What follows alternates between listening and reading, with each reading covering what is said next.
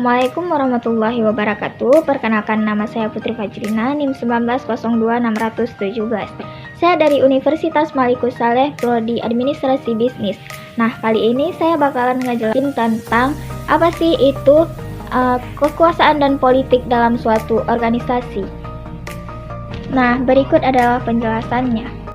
Kekuasaan dan politik dalam organisasi. Yang pertama ada konsep kekuasaan. Menurut Gilbert Rifai-Holm, mendefinisikan bahwa kekuasaan sebagai kemampuan individu untuk mencapai tujuannya saat berhubungan dengan orang lain, bahkan ketika dihadapkan pada penolakan mereka.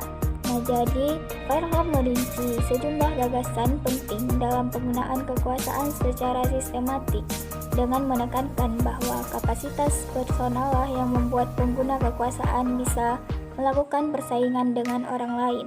Nah, jadi intinya kekuasaan itu adalah gagasan politik yang berkisar pada sejumlah karakteristik.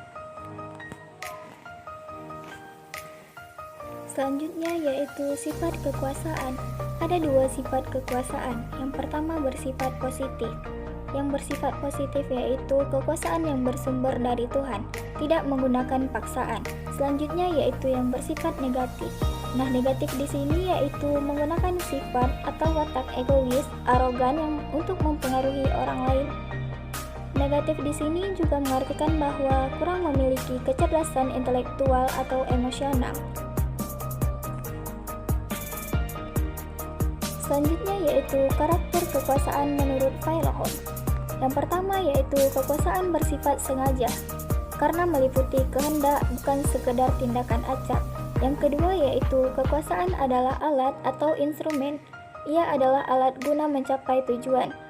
Contohnya dalam suatu organisasi, kekuasaan dijadikan sebagai alat untuk memenuhi tujuan yang dicapai oleh seorang kekuasaan. Selanjutnya yaitu kekuasaan bersifat terbatas. Ia diukur dan diperbandingkan di aneka situasi atau dideteksi kemunculannya. Selanjutnya yaitu kekuasaan melibatkan kebergantungan. Terdapat kebebasan atau faktor kebergantungan, ketidakbergantungan yang melekat pada penggunaan kekuasaan. Nah, di sini dalam suatu organisasi, kekuasaan itu tetap menggantungkan kepada orang lain, yaitu tidak bisa menggunakan kekuasaannya hanya seorang diri. Tetap ia menggunakan kebergantungannya terhadap orang lain. Selanjutnya yaitu konsep mengenai politik. Nah, politik dalam organisasi adalah sesuatu yang sulit dihindarkan tatkala organisasi terdiri dari dua orang atau lebih. Terdapat banyak kepentingan di dalam organisasi, langkanya sumber daya, dan tarik-menarik gagasan. Seluruhnya membuat politik dalam organisasi menjadi konsekuensi logis aktivitas di dalam organisasi.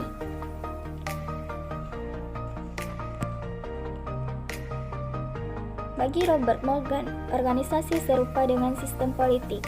Politik di dalam organisasi, organisasi politik dengan memfokuskan perhatiannya pada tiga konsep.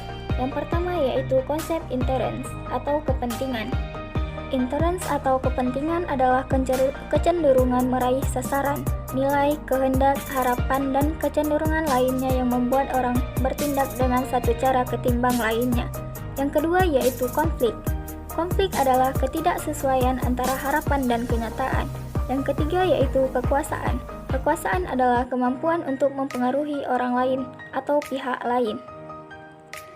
Nah, jadi intinya hubungan kekuasaan dan politik dalam organisasi itu pada hakikatnya penggunaan kekuasaan dalam politik bertujuan untuk mengatur kepentingan masyarakat seluruhnya, bukan untuk kepentingan pribadi atau kelompok.